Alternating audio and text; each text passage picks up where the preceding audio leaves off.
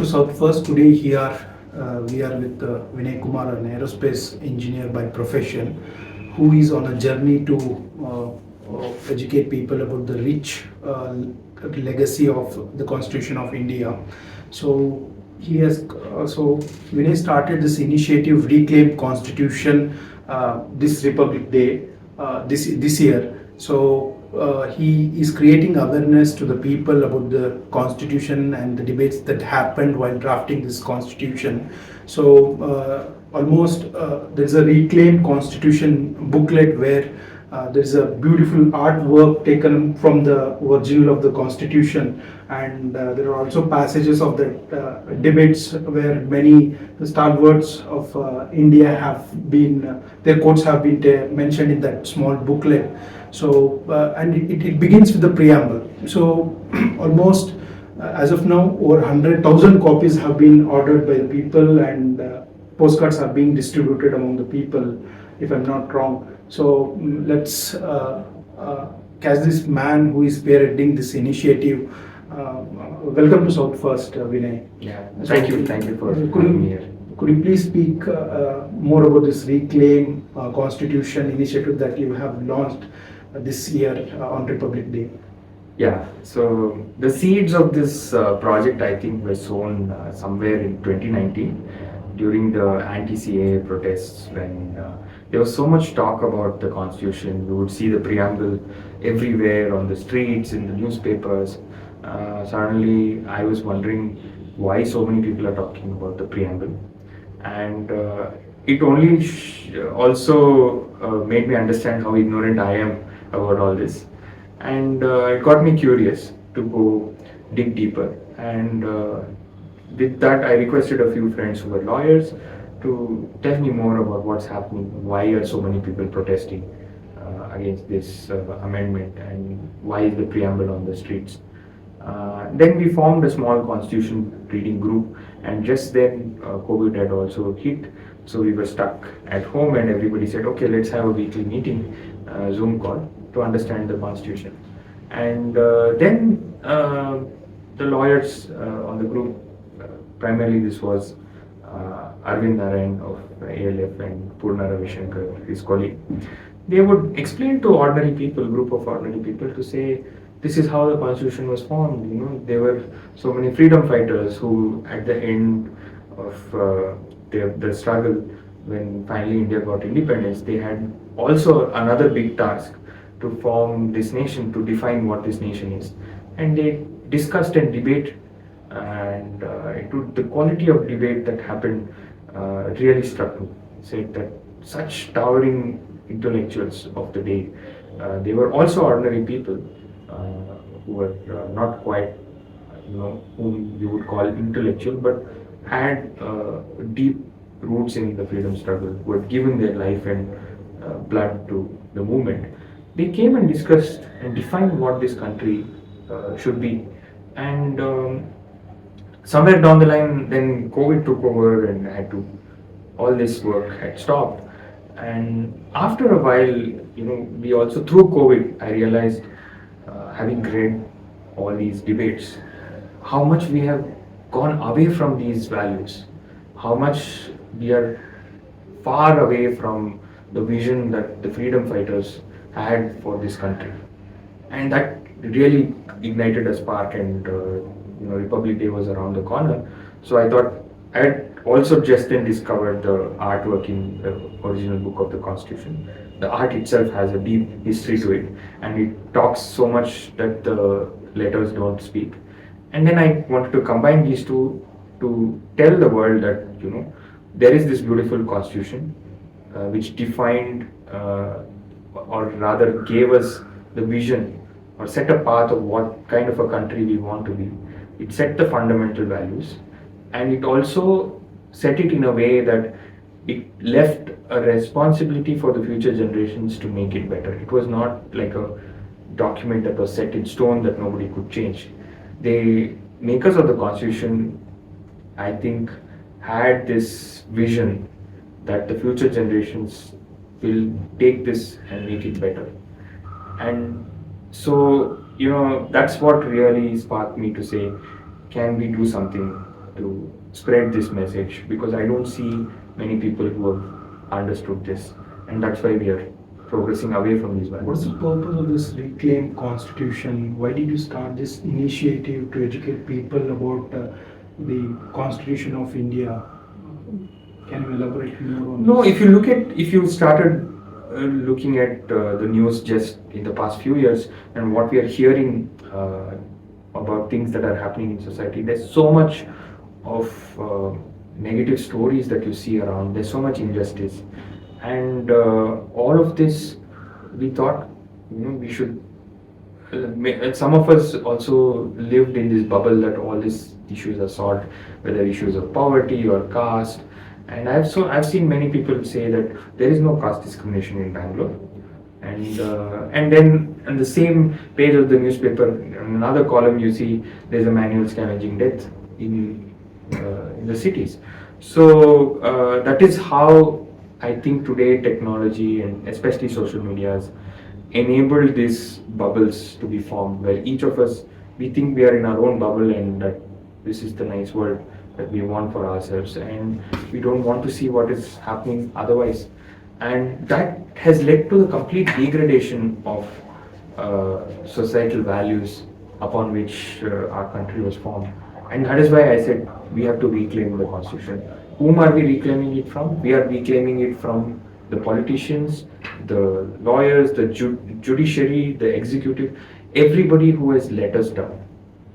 We, the people. The constitution begins with we, the people of India. So there is a reason why it's called we, the people, because it belongs to us, and we have given it to ourselves. So now we have forgotten that although I did not write the preamble, the people who wrote the preamble have written it for us, and we have forgotten that it belongs to us. Had it been like my house was on fire or my vehicle is on fire, the first thing I do is to go stop it, right? Today I see the constitution is under such an attack, and what we the people are doing, we are just going on with our life like it's not our constitution.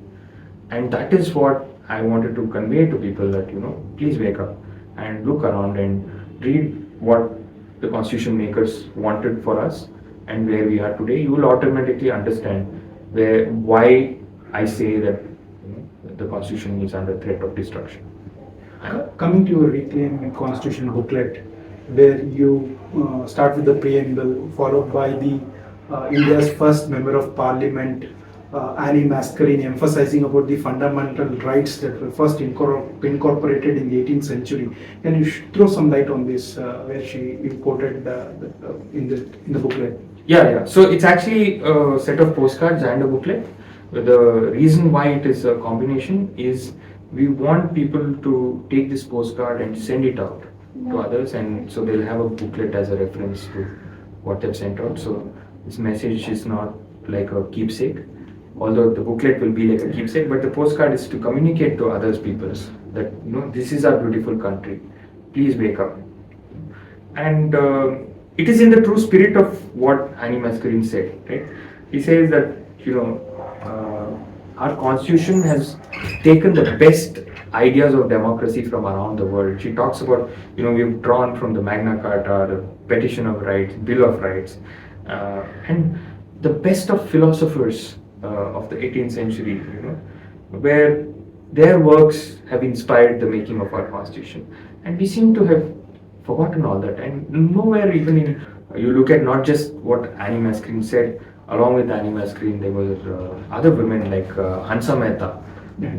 Hansa Mehta is the lady who presented the flag to this country. Yeah. When the Indian flag was adopted, she presented the flag to the nation, and after that, it was Jawaharlal Nehru who gave a speech about the flag. But Jawaharlal Nehru also spoke about the significance of the national flag. Right. So, throw some light on that. Yeah. So I'll also get back to what Hansa Mehta said, right? Yeah. About what this constitution means. And she says, it is very difficult to reply to this question when asked whether this constitution is good or bad. He says that the goodness or badness of the constitution depends on how it is going to work. If it works in the interest of the people, it's a good constitution. If not, it is a bad constitution. But she says, more importantly, it is for the future electors to elect the right kind of persons who will work this constitution in the interest of the people. So she says the responsibility now lies with the future of this country to work this to make it a good constitution. Yeah. Let's look at this vision that people had. I think we are moving far away from that. And when after Hansa Mehta presents the flag, what Jawaharlal Nehru says, right? He says that I present this flag to you. It has been variously described. And he says that some people have misunderstood the significance of the colors on the flag. And even back in 1950, you can imagine that people thought that each color represents a particular community. Even today, I have seen WhatsApp forwards where it says that each color represents one religion and there's a reason why one religion is below the other and such propaganda. But it's rather unfortunate that such messages are being spread. But look at what the people who made the flag said, right? They say that when this flag was devised, there was no communal significance attached to it. We thought of a flag which would, in its combination and in separate parts, would somehow represent the spirit of the nation, the tradition of the nation, that mixed spirit and tradition which has grown through thousands of years in India. And he says also, he adds that he has this honor of presenting this flag, and he says, I hope and trust this is not a flag of an empire, it's not a flag of imperialism, or it's not a flag of domination over anybody, but it's a flag of freedom, not for ourselves, but also for other people who may see it wherever this flag goes. And it will also go where Indians dwell through our ambassadors and ministers across the seas, where it may be carried upon Indian ships. And he says that I hope it will bring the message to those people who are seeing this flag that India wants to be friends with every country in the world, and India wants to help anybody who wants to seek freedom. And look at the grand vision we had for this flag. But today, you have seen news reports of how the flag is being misused and misinterpreted. Right? So it's rather sad, and these beautiful thoughts that went into making this flag are lost.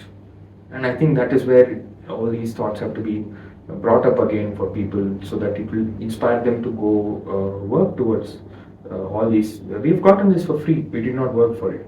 We are enjoying the hard work of many generations for over 2 centuries, and today we are squandering it away. Yeah, and you spoke about, highlighted the visions of Jawaharlal Nehru and the woman who has presented that national flag to the Constituent Assembly. Do you think it's a crucial at this point of time for every citizen, especially the youth, to understand the significance of this national flag? Yes, yeah, see, Independence Day is coming up, and just in the recent past we had the Har Ghar Tiranga campaign, which according to me was really rather shameful aspect of our history, I feel, because we have completely forgotten why the flag code of India had specifically said that the flag should be only in Khadi. Khadi has a deep significance to our flag, but we changed our flag code for 75 years to celebrate 75 years of freedom, and we saw flags being made out of plastic and thrown in dustbins and everywhere. So I feel we have only insulted our flag and the vision of the people who fought for that flag, and that is where again we need to understand and reclaim all of those. And I don't know how much we can repair it or reverse it, but at least if not in letter, in spirit, we can still celebrate the visions of our founding mothers and fathers. Coming to Anu Swaminathan, the Kerala's another woman MP from Kerala's Palakkad, she stresses on implementing the constitution, and you mentioned that in that debate what she spoke about. Do you think that the constitution is fully not implemented even after 75 years of independence? Because there are news reports every day coming out that the Dalits, minorities, and other oppressed communities are being denied their basic rights. So, what do you say about this? Yeah, I think it's very important to now go back to what Baba Sahib Ambedkar said in the Constituent Assembly debates, right? When choosing the words for the preamble and also during other debates, you understand that perhaps fraternity is a word that was very dear to Baba Sahib Ambedkar. And what he says is that, we have liberty and equality, but today when in India is adopting this constitution, we have grand visions and values written there, but without fraternity, equality and liberty will be no deeper than coats of paint, he says. So that makes it, I think, far more important that fraternity is given that much more importance. And there's a reason, I think, why Ambedkar says this. It is, you read books on which have researched the birth of the preamble specifically, especially Akash Singh Rathor's recent book called Ambedkar's Preamble, in which it talks about who wrote the preamble. In the debates, we know there are many sections on whether it's fundamental rights or religious freedom or other aspects. There were different committees which debated. Yes. And each of these subcommittees debated, and we know who were the people. But when it came to preamble, it's almost a mystery as to who wrote the preamble. Right? There is no preamble committee as such. So that's where Akash Singh Rathor brought out this book from original research of the debates to finally assert that it was indeed Ambedkar's preamble. That's largely what Ambedkar wrote became the preamble. So, and given that context, you go back to why fraternity. Ambedkar was deeply influenced by Buddhist philosophy. And I think what Ambedkar means by fraternity is drawing from a philosophy called metta in Pali, or Maitri is the fraternity that he talks about. In what does it really mean, fraternity? Fraternity is simply translated means brotherhood. Right? If you just go to the etymology of the word, Yes. But it is not in today's context of when you're talking of gender equality and gender sensitive language. Brotherhood is a very diluted sense of that word. I think fraternity stems from empathy for another being, and it is largely empathy for people who may not be around you. To give an example of contemporary events, we totally lack an empathy for what's happening in Manipur. There's only a small section of people who seem to have expressed their empathy for Manipur. Where is that sense of fraternity that we are Indians? What is happening in Manipur is hurting me as much as something that is happening here in Bangalore next to me. Is it only that I see somebody being beaten next to me that I will go and do something? What can I do? Can I have them in my thoughts and say, at least express that this is something wrong that is happening to my country? I think that is missing in us. So that proves why Ambedkar felt that that is the most important aspect to keep this country together. Unless we build fraternity, equality and liberty cannot be realized. Yeah. Coming to Ambedkar's another debate, another point he has highlighted in that reclaimed constitution that you have brought out. Mm-hmm. He says that the bhakti in religion is a road to salvation of the soul. Bhakti in politics, it will lead to degradation and dictatorship. So how do you look into that? How do you look at that statement in a contemporary politics where the prevalent of hero worship is escalating on each passing day? So how do you look at this? Yeah, if it is amazing how each of these excerpts that I've taken relate to contemporary events. Every excerpt that I've printed in these postcards are relatable to what is happening around us today. And it is what amazes me is that how not just Ambedkar, but also the other members of the Constitution, the Constituent Assembly, had this vision of what could go wrong. And particularly Ambedkar's predictions are far more accurate, right? And he knew the psyche of the Indian people, and he knew what role religion plays in our society, and he knew what bhakti means in religion. So he said that for us in India, it's so easy that that same bhakti will translate into politics, and how that could damage. So in bhakti, you don't question anything. You simply have a reverence without question, right? But in a personal space, it may lead to that deep questioning might lead to salvation, is what he says. But in politics, if you allow the same bhakti, the politicians will become God, who are unquestionable, Yeah. with unparalleled power to do anything and get away with zero accountability. And that is what we are seeing today happening with us. You cannot question the government on so many things, and if you are questioned, you are anti-national. Yeah, but the Constitution provides a right to every citizen to question or to hold the elected members accountable. Yes. Is that right? What the young generation is missing? Do you Of feel? course, we seem to have given up on that responsibility of questioning the establishment, because ultimately, what is it? It is we, the people, who have given the powers to the politicians to govern us on our behalf. So they are essentially serving on our behalf. They are just our representative.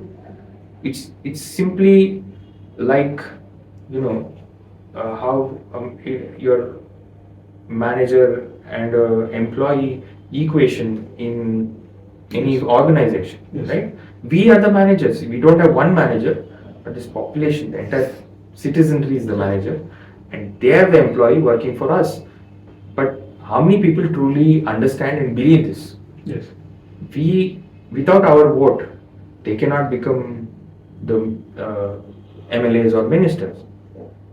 So we've forgotten that our responsibility doesn't stop with just voting once in 5 years, but we need to Yes. make democracy work through everyday engagement with the Constitution.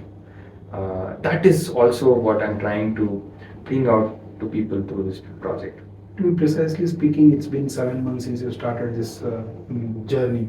So, how has been the response from the people? It has been extremely positive, I would say. Of course, I've gotten a lot of brickbats and negative comments, especially from those people who believe that the Constitution was also altered in undemocratic means in the past. Of course, it was. We are not denying it. We don't want such thing to happen again. But I'm also trying to highlight that it is important to focus on current day, because it is happening again. And if we stay silent like our previous generation, we are going to suffer far more damage. So, in the past 7 months, this project has connected me to people across the world who understand what is happening to the Constitution and who believe in the founding values of our Constitution. These are people whom I would have otherwise not met at all. And so far, if you want to go by statistics, over 20,000 postcards have gone out. Each of this set has 23 postcards. Nice. And close to 700, 800 tote bags, which has the preamble, and a few t-shirts have gone out. And it is reaching far and wide, and it is also connecting like-minded people who otherwise did not have the voice to speak out. Many of them use these excerpts to counter arguments which are otherwise, Yes. against the people who are damaging the Constitution. So I think that, to some extent, yes, it is still the tip of the iceberg, because this is largely in English, and these cards are also slightly unaffordable to the larger masses because it's printed on high quality paper. The reason is that I've seen in the past that when it doesn't have a certain sense of quality, people have a tendency to take it very lightly and throw it away. That's the reason it had to be kept at a premium so that people give the respect that the Constitution deserves. And hopefully I'll find new ways to reach out to a wider range of people who cannot afford these materials by way of connecting with others who can support. And more importantly, this project has to be translated in the vernacular in all scheduled languages and including Braille and Indian Sign Language in the true spirit of we the people. That is the goal in the coming days. So, is that only Vinay, or have you associated with any organization or NGO to carry out successfully this initiative? Because it's been already 6 months and there will be a lot of expenses too, because we are seeing carry bags, postcards, booklets. So tell me about the financial expenditure about these initiative that you are shelling out. Yeah, it's largely myself putting things out of my own pocket. In the initial days, my friends from the Alternative Law Forum and also International Institute of Art, Culture and Democracy, it's another organization run by Professor Vijay Chandru. So they supported me by ordering few sets for free distribution initially, and without that it would have been very difficult to take off. So because a couple of organizations ordered a few sets, they liked the idea. As soon as I showed them, they said, we'll order hundreds of sets to distribute, and then slowly it picked up, and that kind of paid for itself. This is being given out at cost. It's a non-commercial initiative, and any proceeds, there will be a small markup just to cover losses, and in case there are any proceeds, it's going back to print more and distribute to people. This initiative of yours, Reclaim Constitution, is being appreciated by a large section of people, and you have got overwhelming response. So has there been any ripple effect where your friends have or relatives have come up that claiming that they are also interested to start such an initiative at their hometowns? So have you got any such response? Yeah. Just very recently, I also started a Reclaim Constitution walk in Bangalore, explaining how we have here a legacy of the Constituent Assembly members in and around Vidhan Saudha, and then leading people to go see the actual book of the Constitution, which is in the library at Kavan Park. So that led to a lot of people being really inspired and come back and tell me that they want to use this material. This material is available free for anybody to use from the website. They can use it in whatever sense. So they can order even to that website, reclaimconstitution.in. Yes, if they want the printed versions, they can order, or they can use the digital images and print by themselves if they want. There is no commercial interest in this project. So thank you, Vinay. Thank you for joining in conversation in the South First. Today we held a detailed talk about the initiative launched by Vinay himself about the Reclaim Constitution, where he emphasizes and stresses every citizen to understand the importance and of the Constitution of India and significance of various aspects, including fraternity, national flag, equality, and every aspect of the Constitution. We wish him all the best for his future journey. Thank you so much. Mahesh Gowda reporting for South First.